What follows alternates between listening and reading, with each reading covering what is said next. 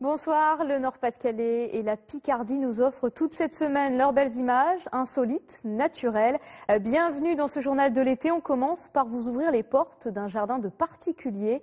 Deux retraités qui habitent entre Montreuil-sur-Mer et Hesdin, au cœur des 7 vallées, guident leurs visiteurs chez eux, ravis de partager la beauté de leur pelouse, de leurs fleurs et de tout ce qui y vit. Reportage de Caroline Hernold et Bruno Libertou.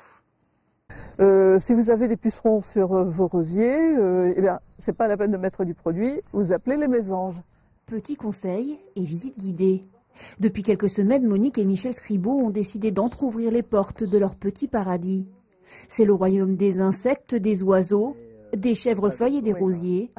8500 mètres carrés de sous-bois et d'un jardin qu'ils ont voulu sauvage.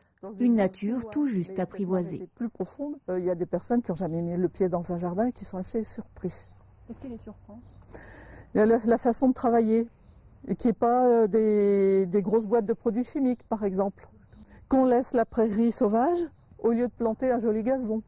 Laisser la nature travailler, c'est la philosophie des maîtres de ces lieux.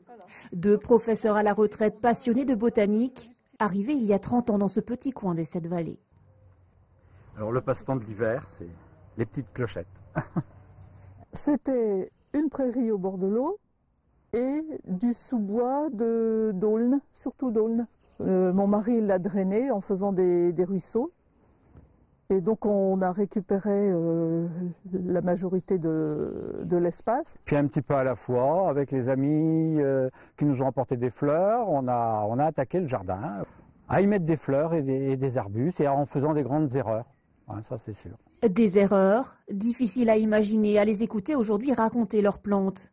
Comment ils pratiquent cultures associées, calendrier lunaire ou dessinent leur jardin en ajoutant une touche de couleur par là, un arbre par-ci, sans supprimer les espèces sauvages.